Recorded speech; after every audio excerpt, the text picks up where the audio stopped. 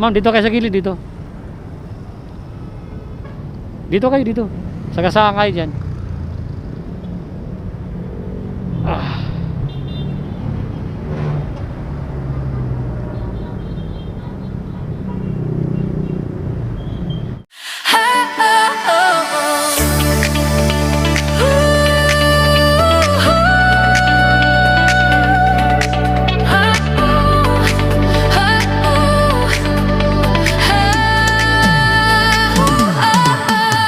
Alarmang tumunog, bangon agad sa umaga.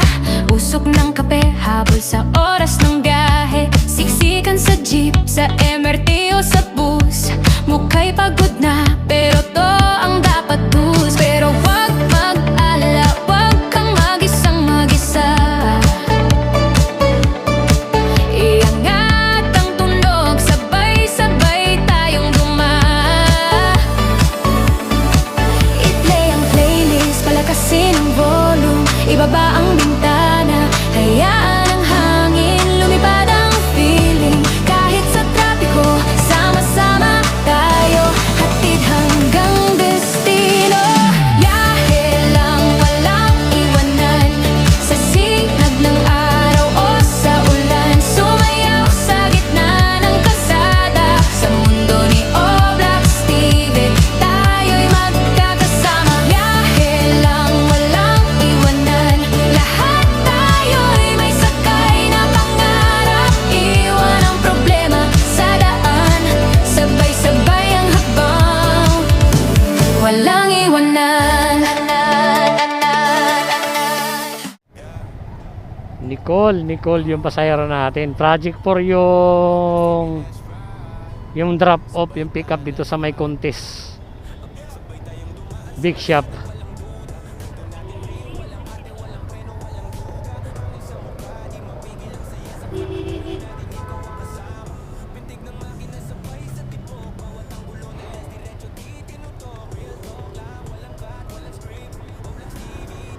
Minsan pa naman yung mga pasahero nagbobok walang pantix. Wala rin pantix, wala rin pantawag. Gago! Aray ko! Yung walang, hindi nagre-reply pa. Nag-iwan na ako ng text message pero hindi pa nagre-reply. Nicole, saan ka na, Nicole? Bakit di ka pa nagre-reply? Baka nang waiting ka, oh. Nagbubuk, di tinitinang yung cellphone, tinatawagan, hindi makontak. Ang galing! Ang galing! Naghintay ka ba? Wala na! It's a prank! Charan! Gago! Nakakaloko talaga ganitong pasahero. Dito na ako sa harap ng Contis Big Shop, oh. Yan, drop off na ito, project 4 lang. Wala ring reply. Naloko na tong pasahero na to. Sakto yung booking natin, mga bossing. San Mateo, Rizal.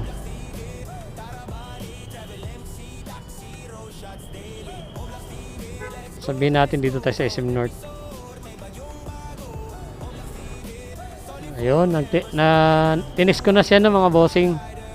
Sabi ko sa kanya dito ako malapit sa Contis. Ayun, oh. Bunkers Village, San Mateo, Rizal. Sakto. Yun, nag-reply na, sige po raw. Ay, saan kaya ito banda?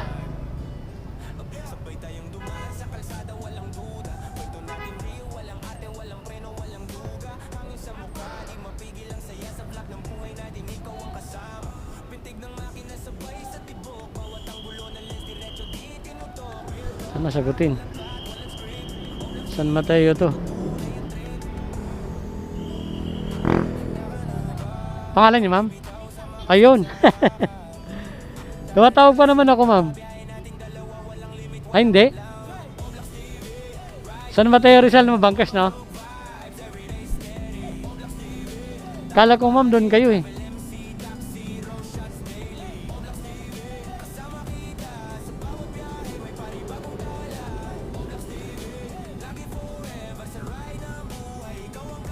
Buti na lang, di ako pinahirapan.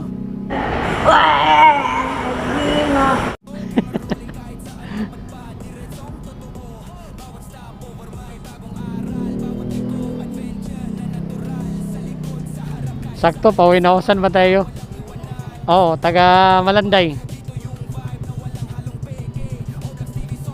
Nakatsempo rin pa uwi. Oo.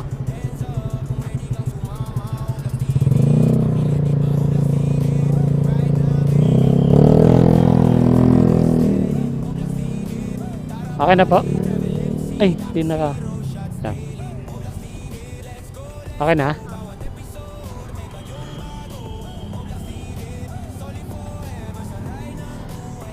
Yun mga bossy, nakatsempo rin tayo. Kasi pag na-sit destination tayo, dito tayo papasukan. Ito, hindi tayo naka-sit destination pero pinasukan tayo sa Mateo Rizal. Ang galing! Ang galing! Sana all. Nakawit tayo ng maaga. Yung mapa natin, lit na naman nagturo. Mukhang hindi siya makakunig sa GPS. Ayan na, nagturo na, lit na. Ay, nakong wish ka.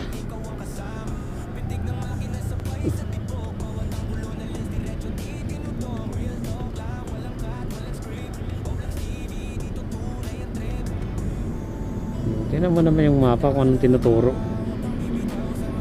Ay, nako. Nakalagay kasi dito, no GPS showing information location. Yun na nakalagay dito. Hindi ko alam kung bakit. So dito na tayo sa U-turn.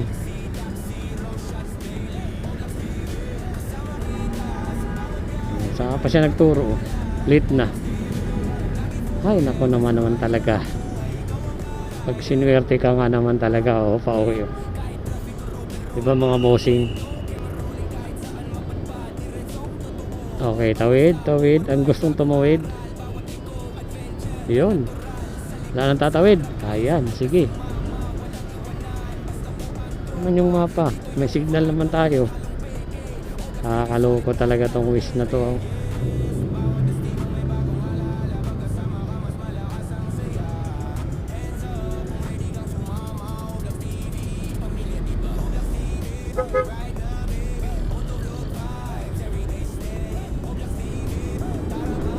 Ay nako.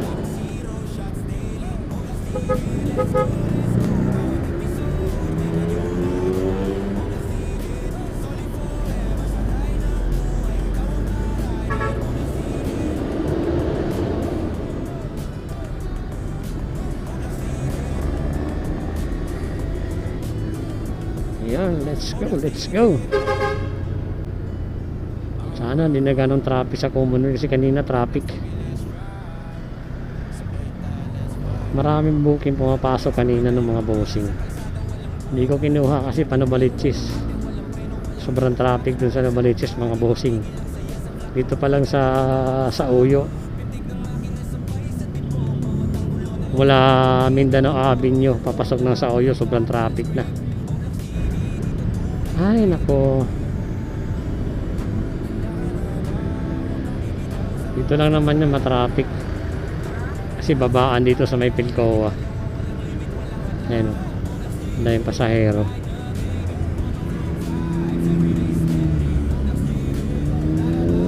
Tapos may kumakanan din papuntang UP.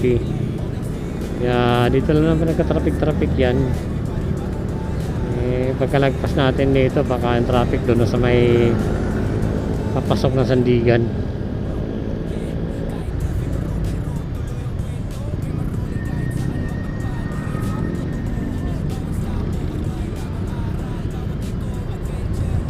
Talagang sis kasi yan yung galing Katipunan diyan kasi yung exit palabas ng Commonwealth kaya medyo traffic dyan.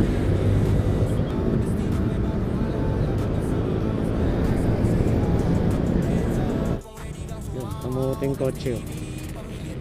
Kamote. Gago!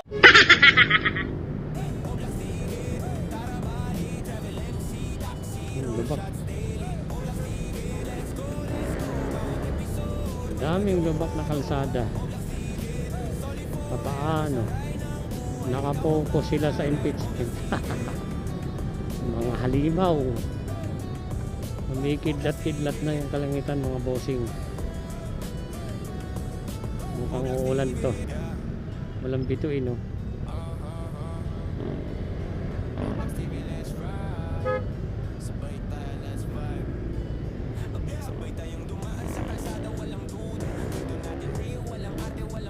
Ayun, grabe yung usok, ah.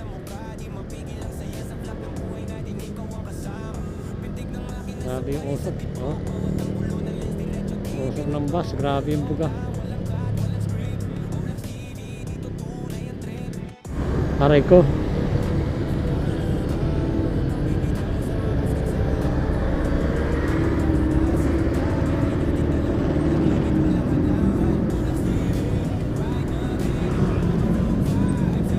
Ang lakas, oh.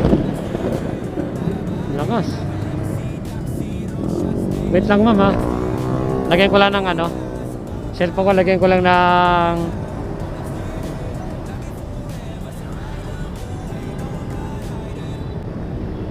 lakas na na. Mahina pa naman. Lagyan ko lang to ng plastic.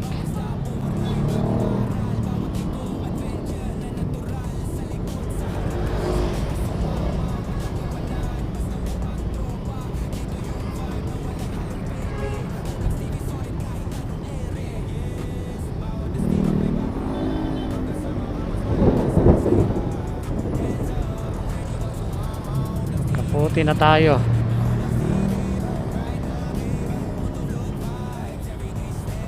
Magkaputi na tayo, ma'am. Mamaya na. Kaputi na tayo. Baba muna kayo, ma'am.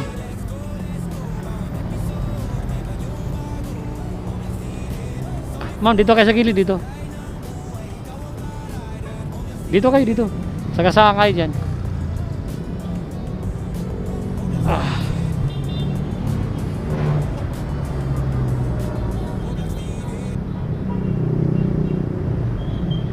Sir, yan, sige lang, pagbibigyan natin to mga boss, kasi nagbabike to, mahirap kaya yan, hirap pa yung bike nyo, hindi yung pang mountain bike ng pang ano, pang akyatan, mahirap po yan mga bossing, kaya wag natin siyang git-gitin, kasi mahirap yan mga boss, hindi po yan siya ano, mountain bike na magaang padyakan. Oh, ayos si kuya. Ayos, ah. Walang pakialam sa likod, ah. Ang lapit to ni kuya.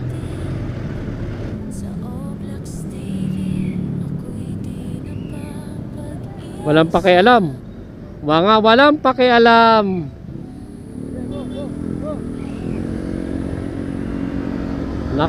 Pinapa-stop na nga ng MMDA. Hana, sige, beret pa rin. May motor ka. Oh, inabertikan ako sa kanan, oh. Di ka talaga tumingin, yari. Isa pa, nakakaano pa ako, nakaka-extra pa ako ng trabaho pag may motor ka. Tulad nito, pag gipit na gipit ako mga bossing, walang budget, bumabiyahe ako sa MC Taxi or sa Angkas. Kaya napalaking bagay sa akin yung motor ng mga boss, lalo na sa ganito malayo yung trabaho natin. Alam niyo mga boss, yung halos ng sweldo ko napupunta lang po sa pamasahe nung time na yun. Yung 150 noon pa yun mga bossing, ha. Yung 150 kapos pa.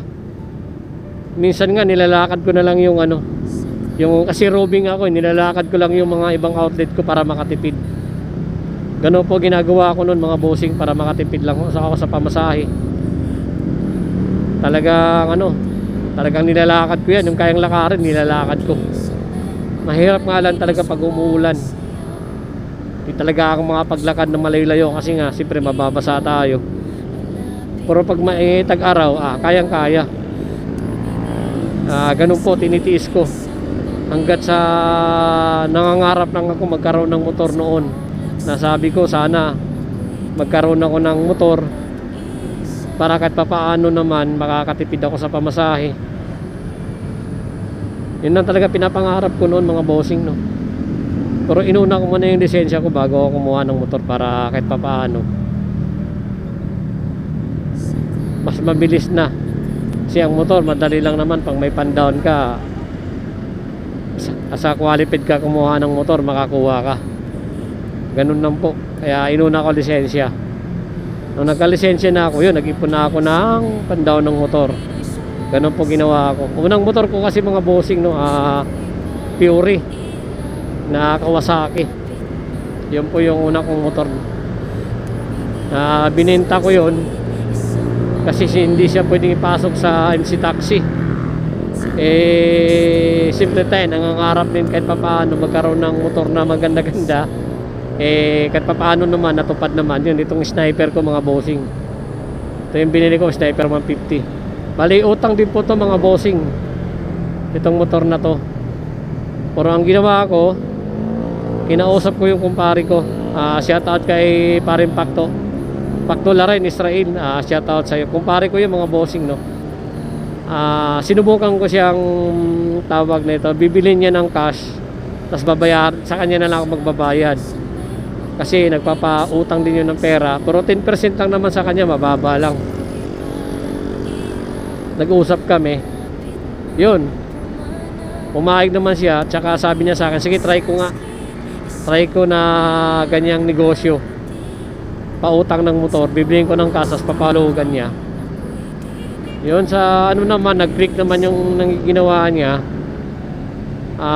Ang sa akin kasi ano yun sa akin, kumbaga sample pa lang yun, trial pa lang. Ang nangyari ng mga bossing,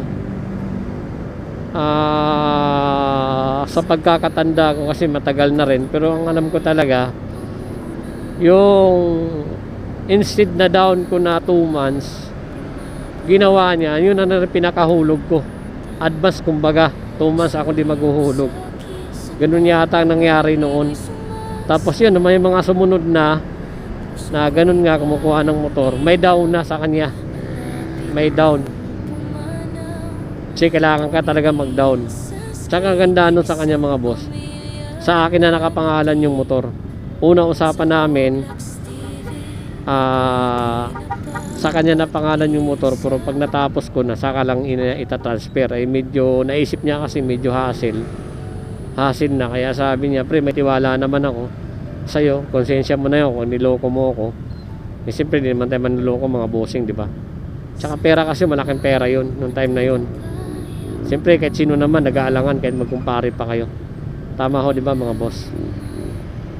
Yun, ang usapan nga namin, dapat yung ORCR, CR na oreg, tsaka isang susi na duplicate, kasi 2 susi ito sa kanya. Yun, pag natapos, saka lang niya ibibigay sa akin yung CR. Pero hindi yun nangyari. Talagang pinagkatiwala niya sa akin. Binigay pa rin niya yung sa akin yung CR na orig. Kaya shout out sa kumpare ko ng mga bossing. Napakabait yun, mga boss.